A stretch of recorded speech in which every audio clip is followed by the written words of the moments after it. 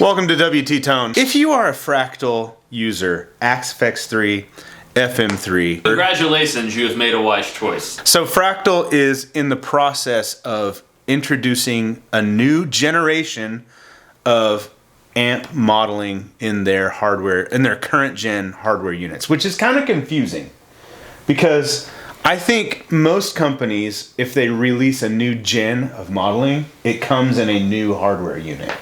For example, Line 6 had HD generation modeling in the HD 500X. Yeah. Right? And then when they released HX generation modeling, it came out in the Helix and the Helix family of products. But Fractal built the Axe-FX III with enough horsepower, and they talked about this up front with it. They said, we're building this thing with enough power under the hood that we can introduce, it's a longer life product, which is cool.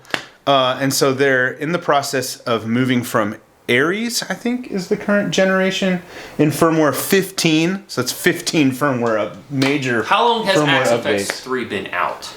I've had mine for well over a year, and I bought mine not that early in the game. I'll subtitle it here somewhere. So they're moving from their current gen Aries to the next gen Cygnus. It's currently in beta. It's currently only accessible on Axe-FX III, not on FM3 yet, but it's coming.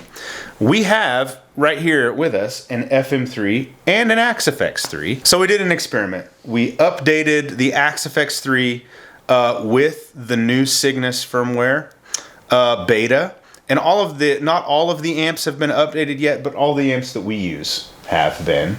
And this we're just going to show you. Over 200 amps. It's crazy. It may take a while. So we have the FM3 running the current non-beta firmware Aries. We have the Axe-FX III running Cygnus.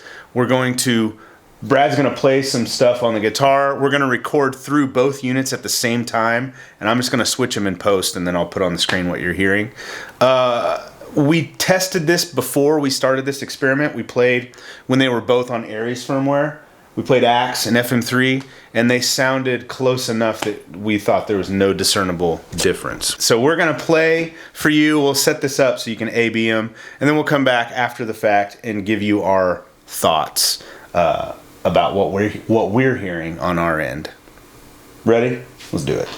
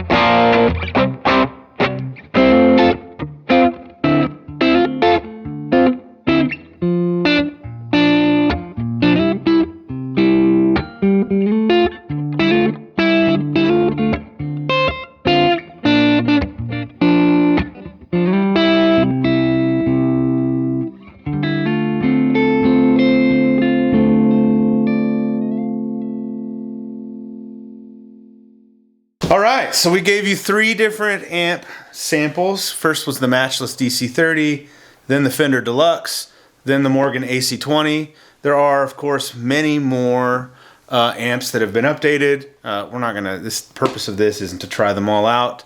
Let's talk about what we heard, because I thought it was pretty significant, especially in the AC style, the Matchless and the Morgan. Yeah. What do you think, Bradford? So Cliff in his notes said you need to like reset the amp. Reset the amp lock. So like there's like a special button you hit within like the menu to do that. And so we did that and then copied the settings back over and reset it. And made sure volume was even, because just volume being louder can give you perceived difference. Louder is always better. It always seems that way. So we tried our best to make sure it was set back up exactly the same. And there's just something about, it's more of a pristine nature. The Cygnus modeling? Clarity. Yeah. Cygnus modeling. It's got like this 3D depth, this 3D element to it that I think is, I wouldn't say it's lost on modelers. I think modelers that we use, they get better at it. But what we're talking about using is not something that's seeking to recreate the sound of an amp as much of it as it is seeking to recreate the sound of a mic'd amp. And so something about what this new update has done is kind of brought back that depth and that body that you get, not in a way that just is like you can just add low end to. And that's just like this this thing that I can't really describe any other way. It's like, it's not a low end thing. It's like your sound is typically this way, I guess, from a, this is your way. Low end to high end, right? Like your sound is just like one way. The EQ frequency. The EQ, right. But when you start looking at modelers getting better and better, you start getting this way. Like you start getting this other direction of sound that you can't just EQ. And that was my biggest thing. That it felt like that. And you can, there's so many parameters in the Axe-FX that you can start dialing things in to really kind of capture and seek and grab the sound you're looking for. But this was just like it automatically made things better. We first tried it with the DC30 and I immediately heard a huge difference. Yeah. And I've seen people say that you hear a lot, the biggest difference that you hear is in the low end. And I agree that there is a big difference in the way the low end is perceived. It's warmer, but also more present. I'm talking just the low end. The low end seems more present as well, which you would think is like, adds like more clarity to the low end. And these words are, it's very difficult to describe sound. But I heard that. It's pretty arbitrary and subjective. Yeah, I heard it immediately. I would say too that it just sounds more three-dimensional. Like that's a great way to put it. And that's something that it's hard to convey that. It's hard to hear that in a YouTube video. You need to be in the room and you got to turn it up to a level where you can kind of feel it a little bit. Yeah, and playing it helps. Yeah, the feel is different. That's another thing. Like I felt like I didn't play it as much as you did, but I felt like the feel was different. The way the amp compressed. Yeah, there was more under your fingers. I especially heard it in the Deluxe. Yep. Like that's where I really heard that difference. It's like I could feel. It was almost like you could feel the amp more with the Cygnus than you could with the Aries modeling. The Matchless and the AC20 and the Morgan had a bigger difference, in my opinion, tonally. Agreed. And that's a thing that we've seen online as people have been trying this out as well. Some amps, the difference is more pronounced than others. But I thought that all three that we tried were improved. Yeah. The modern amp modeling that we have available to us today is awesome, regardless of what your platform you're on, whether it's Helix, Kemper, Fractal. You can get great tone out of everything. I do think that this is a unique thing that Fractal is doing in that they are giving us another generation of modeling in the same hardware unit. Yeah. So it's basically like you're buying or getting a new modeling unit without actually having to buy one. I've never seen a company do that before. I think we're just getting started. I think all these units, as you know, just as time goes on, they're gonna get better and better. And Fractal, it's like every once in a while, one's gonna pull ahead. Except then there's Kemper who's like, no, we're good. We're just going to stay right here. But you know, they could out of nowhere release They could, because they dropped the stage out of nowhere. So much out of nowhere that there were problems, and actually mine has a problem. So yeah, the stage, they dropped it out of nowhere. So all in all, what's really cool about this new update is that it just makes these amps just feel a little bit better.